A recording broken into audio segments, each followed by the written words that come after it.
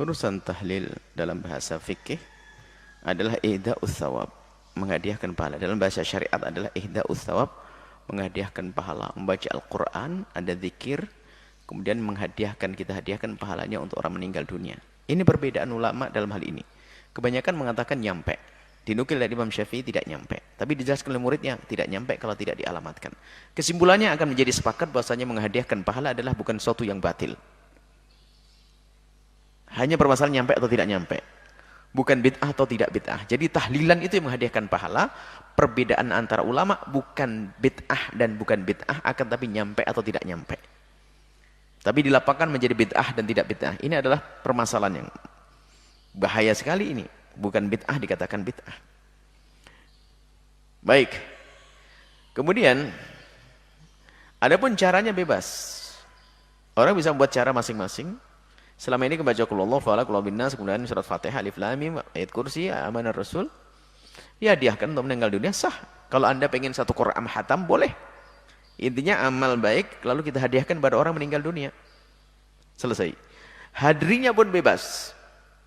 Hari ini nggak ada harinya orang Hindu, hari orang tidak ada. Hari tanggal pertama hari kita juga. Hari ketiga hari kita punya.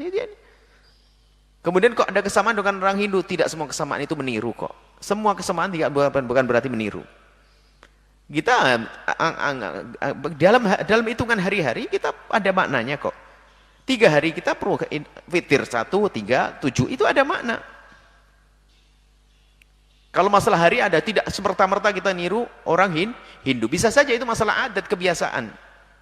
40 hari Sayyidina Musa adalah 40 hari di saat itu. Kisah Sayyidina 40 hari. Jadi masalah hari itu semua milik kita. Adapun tuduhan bahwa orang tahlilan itu niru orang Hindu, karena di Indonesia dulu masalah Hindu, kita di Hadramut sana juga ada orang hari 3 hari nggak pernah kenal Hindu di sana. Jadi jangan langsung dihubungkan mentang-mentang ada kesamaan. Tidak semua kesamaan itu saling meniru, tidak. Kemudian yang jelas manfaatnya adalah tradisi itu adat. Jadi masalah hari 3, 7 kemudian 40, 100 itu kebiasaan. Jadi untuk silaturahmi lagi itu nggak usah pakai undangan. Jadi langsung hari ketiga. Kalau Anda nggak mau hari ketiga, lah ini kadang-kadang orang mempermasalahkan ini sebetulnya ini kebetulan kita menulis masalah ihda'u thawab atau tahlil bisa dibaca dan bisa disebar bahwasanya orang-orang yang hanya ingin mencari kesalahan.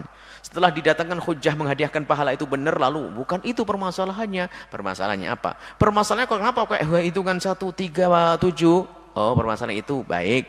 Kalau saya rubah menjadi 1, 16, 12, 20 mau kamu ikut? Ya nggak mau dia, permasalahannya dia tuh pengen mencari kesalahan memang. Hati busuk, nggak boleh begitu tuh. Coba yang mengingkari hari 1, 3, dan 7, mau enggak kalau kita ganti 1, 4, dan 8? Ikut enggak dia? Ini bukan urusan hari, urusan kebencian. Saya enggak pernah belajar ilmu Hindu dan sebagainya, kita enggak pernah ini. Hanya kebiasaan di kampung kita. Ada sebagian tempat hanya sampai 3 hari, enggak sampai 7 hari. Ada yang 1 hari cukup, enggak ada masalah kok. Jadi ya? Jadi jangan ada hubungan gitu. Jadi nggak ada itu. Kalau katanya meniru orang Hindu, kalau meniru hari selain hari 1, 2, 3, 4, 5, 6, 7, apalagi hari yang bisa kita ikuti nanti? Yang jelas kita tidak meniru mereka. Mereka kan juga membuat sajian-sajian. Mereka sajen, kita adalah hidangan makanan sedekah. Bukan sajen, bukan. Kita sedekah, selesai sedekah pada orang yang saudara, sanak kerabat.